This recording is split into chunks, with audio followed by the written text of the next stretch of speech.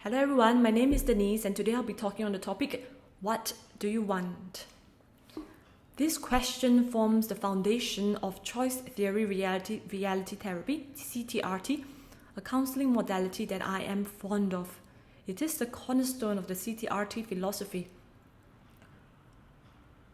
We need to know what we want, and from there we can determine what are the underlying internal motivators that are driving this want. William Glasser, a psychiatrist, founder of this modality, asserts that ideally men should be motivated internally and not externally. When I talk about external motivations, I'm referring traditionally to things like rewards and punishments. Glasser's 5 internal motivations are survival, love, self-empowerment, fun, and freedom. He came up with this framework to tease out these internal motivations. The ground and key question of the modality, of which everything revolves around, is what do you want? I think it is important to think about this question and how far it can lead us in the direction of happiness, contentment, and the absence of mental health issues like anxiety and depression. But before I begin, I think it is important to first inform you that I will be integrating elements of my own religious beliefs, Catholicism, in the exploration of this topic. One of my great living heroes in the Catholic faith is Bishop Robert Barron. He is a bishop in the US and has a YouTube channel called Word on Fire that reaches out to many, including myself, in a bid to evangelize the culture. He shares frequently the story of how he received his vocation to become a priest. It happened in school one day when his teacher shared with him one of St. Thomas Aquinas' arguments for the existence of God. He felt somehow that the acorn in his heart was stirring, and from then on he knew what he wanted to become, a priest and evangelist. On my end, I also felt a similar call to become a counselor, maybe not as elegant as that of Father Robert Barron's, but somewhere in the vicinity. My point is, God is within us and His will for us are planted like acorns in our hearts. So sometimes there is great benefit to be found in being aware of these desires. On this point, there are some synergies, so to speak, between Catholicism and modern psychology that encourages introspection. Nonetheless, as much as I would hate to agree, there is a limit to introspection. As we all know, there is this thing called errant desire or concupiscence. For example, we know how the sexual appetite can be distorted and expanded through overindulgence. One can argue that this distorted desire is no longer a good compass pointing to God's will, but rather it leads us away from God's will.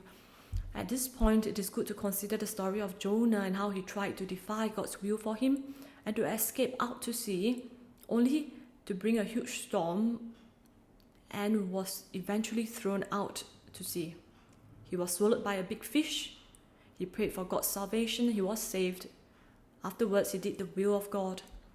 No doubt, in the Judeo-Christian tradition, there's a strong emphasis on giving up one's own will in surrender to God's will. Cardinal Hans Urs von Balthasar writes about the ego drama versus the theodrama.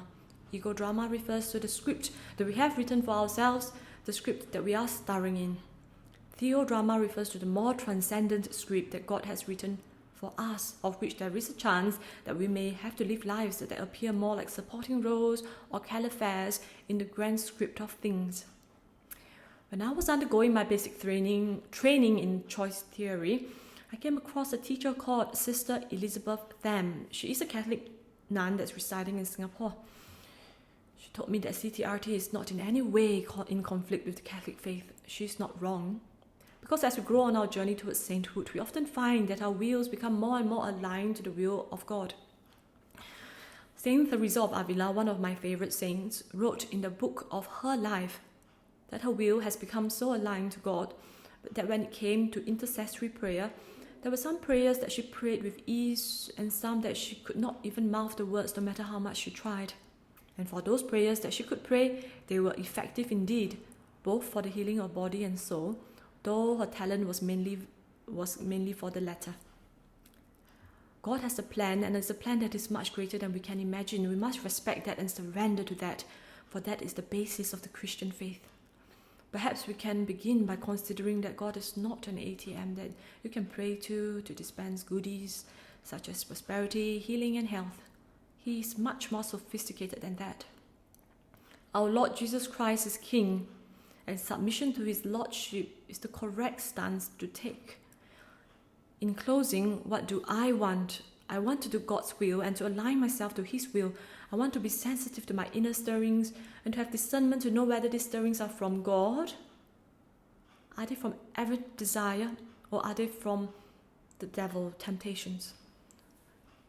For the first, I want to be compliant and not run away like Jonah.